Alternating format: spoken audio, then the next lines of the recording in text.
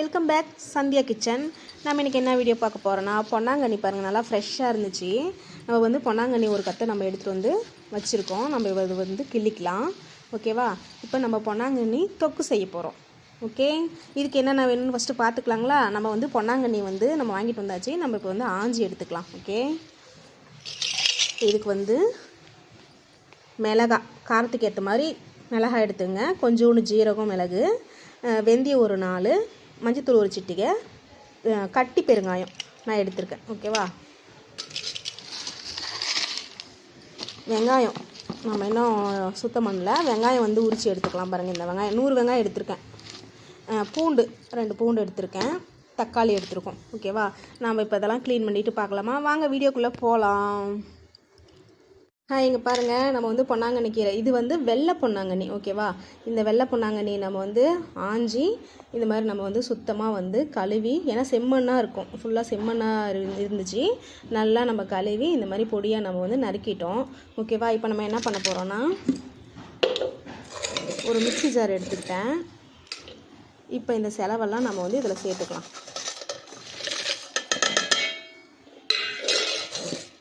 சின்ன வெங்காயம் கொரன்னு தாங்க அடித்து, நைஸாக அடிக்காதீங்க, கொரன்னு அடித்து எடுத்துங்க. தக்காளி இதோடு சேர்த்துக்கலாம். நம்ம இப்போலாம் இதில் போட்டாச்சு. நம்ம இப்போது கொரன்னு அரைச்சி எடுத்துக்கலாம். சரியா? பாருங்கள், ஒரு மண் பாத்திரம் எடுத்தாச்சு. எண்ணெய் ஊற்றி காஞ்சிச்சு. கடுகு, உளுத்தம் பருப்பு போட்டுக்கலாம்.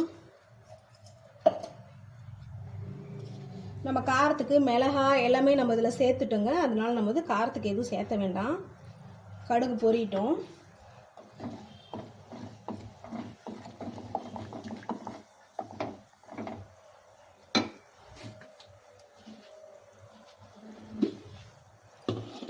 இங்கே பாருங்க, அரைச்சிட்டேன். இந்த விழுதை வந்து நம்ம அரைச்சி எடுத்தாச்சு.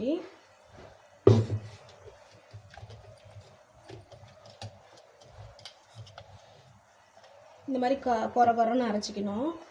நைஸாக இருக்கக்கூடாது.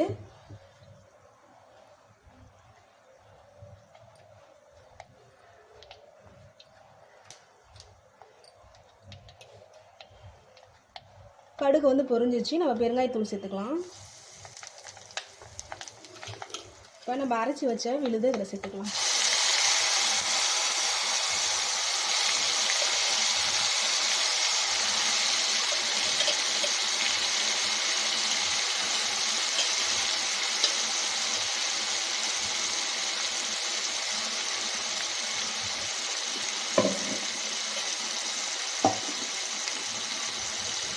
இதை நல்லா வந்து கிண்டி விட்டுக்கலாம்.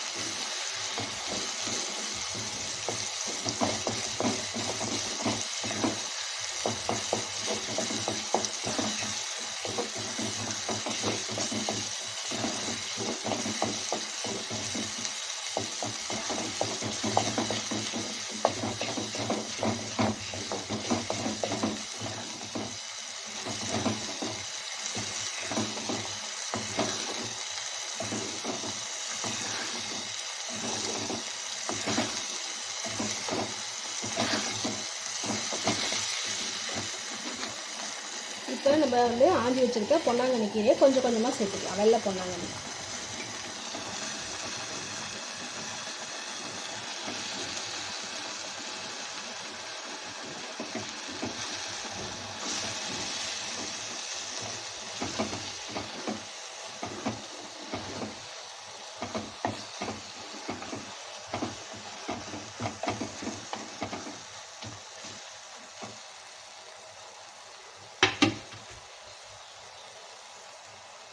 பாருங்கள், கீரை எல்லாம் போட்டு நம்ம இந்த மாதிரி பண்ணி வச்சுக்கிட்டோம். எவ்வளோ கீரை இருந்துச்சு, ஃபுல்லாக வந்து அப்படியே வந்து சுருங்கிடுச்சு. பார்த்தீங்களா? கீரை ஐட்டங்கள்லாம் அப்படி தாங்க, எவ்வளோ கீரை இருந்தாலும் நம்ம வந்து அடுப்பில் வச்சுட்டாவே ஃபுல்லாக இதாகிடும். பாருங்கள், இதே கீரையே வந்து தண்ணி இருக்குது பாருங்கள். இப்போ என்ன பண்ண போகிறோம்னா, உப்பு சேர்த்துக்கலாம். உப்பு வந்து சிஸ்டர்கள் வந்து நிறைய பேர் என்ன பண்ணுறாங்கன்னா, சகோதரிகள்லாம் உப்பு எவ்வளோ போடணுங்கிறாங்க. நம்ம வந்து எவ்வளோ சமைச்சிருக்கோமோ அந்த அளவுக்கு உப்பு போட்டால் போதுங்க. உப்பு எவ்வளோ நீங்கள் சொல்லலை அப்படிங்கிறாங்க. இப்போ இதுக்கு தகுந்த மாதிரி நம்ம உப்பு வந்து சேர்த்துக்கணும். உப்பு வந்து நம்ம இவ்வளோ போடணும் அவ்வளோ போடணும், அரை ஸ்பூன் 1 ஸ்பூன்லாம் சொல்லக்கூடாது. இந்த ரெசிபிக்கு எவ்வளோ உப்பு தேவையோ அவ்வளோதாங்க சேர்த்துக்கணும். நம்ம சமைக்கிறதெல்லாம் பெருசு இல்லைங்க. அதில் உப்பு காரம் கரெக்டாக இருந்தாவே அதுதாங்க சமைக்கிறதுக்கு உண்டான ஒரு சூப்பரான ரெசிபி. ஓகேவா? நீங்கள் பாருங்கள், உப்பு இதுக்கு எவ்வளோ உப்பு, இவ்வளோ உப்பு தான் தேவைப்பட்டிருக்கு. ஒரு 1/2 டீஸ்பூன் தான் வரும். இதை நம்ம வந்து சேர்த்துக்கலாம். தண்ணி நம்ம இந்த சாமான்லாம் அரைச்சோம் இல்லைங்களா, அதில் பாருங்கள் ஒரு 1/4 டம்ளர் மட்டும் தண்ணி நம்ம இதோட சேர்த்துக்கலாம். ஏன்னா கீரை வந்து வேகணும் இல்லையா, அதனால். எனக்கு நிறைய கமெண்ட் வந்து உப்பு எவ்வளோ போடணும், நீங்கள் அதை உப்பு அளவு சொல்லவே இல்லை அப்படின்னு சொல்கிறாங்க. இப்போ வந்து நான் வந்து எங்கள் 2 பேத்துக்கு தகுந்த மாதிரி நான் சமைச்சிருக்கேன் பாருங்கள். இதுதான் சமைச்சிருக்கேன். இந்த அளவுக்கு வந்து உப்பு எவ்வளோ போடணும் அப்படின்னு நமக்கு தெரிஞ்சிருக்கணும். இல்லைன்னா உப்பு இல்லை பண்ண குப்பை இல்லைன்னு சொல்கிறாங்க இல்லைங்களா, உப்பு இல்லைனாலும் நல்லா இருக்காது, உப்பு அதிகமாக போயிட்டாலும் நல்லா இருக்காது. நம்ம இதுக்கு எவ்வளோ உப்பு தேவையோ அவ்வளோ மட்டும், அந்த அளவு மட்டும் நீங்கள் முடிஞ்ச அளவுக்கு சீக்கிரமாக கற்றுக்குங்க. ஓகேவா? நிறையா சகோதரிகள் வந்து அந்த கமெண்ட் தான் கேட்குறாங்க, உப்பு எவ்வளோ போடணும்னு நீங்கள் சொல்லலை அப்படிங்கிறாங்க. நம்ம வந்து முடிஞ்ச அளவுக்கு உப்பு காரம் எவ்வளோ போடணும் அப்படிங்கிறதான் நம்ம சீக்கிரமாக கற்றுக்க வேண்டிய, சமையலில் கற்றுக்க வேண்டிய விஷயம் வந்து உப்பு காரம் எவ்வளோ போடணும். அதுதான் மெயினான ஒரு விஷயங்க. அதை வந்து கொஞ்சம் சீக்கிரமாக கற்றுக்குங்க. சரியா? அப்போ தான் இந்த சமையலுக்கு இவ்வளோ உப்பு போட்டால் கரெக்டாக இருக்கும், இவ்வளோ காரம் போட்டால் கரெக்டாக இருக்கும் அப்படின்னு வந்து நீங்கள் தெரிஞ்சுக்கலாம். சரியா? பாருங்க, நல்லா வந்து இதாச்சு, தண்ணி இதோட நம்ம சேர்த்தியாச்சு. இது ஒரு 5 நிமிஷம் வெந்தால் போதுங்க. கீரை 5 நிமிஷத்தில் வெந்துக்கும். ஓகேவா? ஒரு 5 நிமிஷம் வேகட்டும்.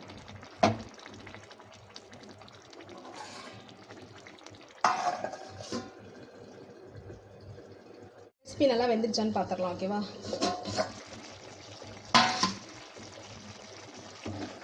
நீ பாருங்க, நல்லா வந்து சட்னி மாதிரி பாருங்க ஆயிடுச்சு. நல்லா வந்து வெந்துருச்சு.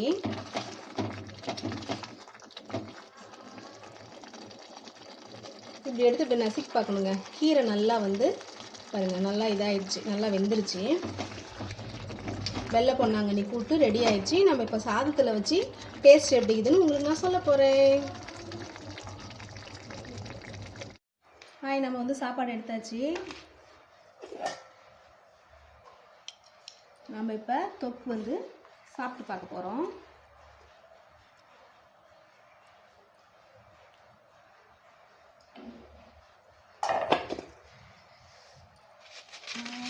வெள்ளை பொன்னாங்கண்ணி தொக்குங்க.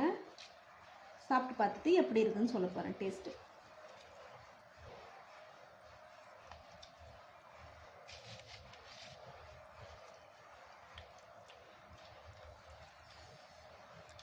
சூப்பராக இருக்குங்க டேஸ்ட்டு.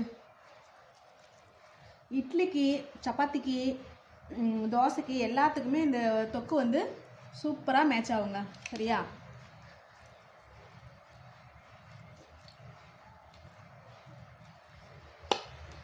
டேஸ்ட்டு சூப்பராக இருக்குங்க.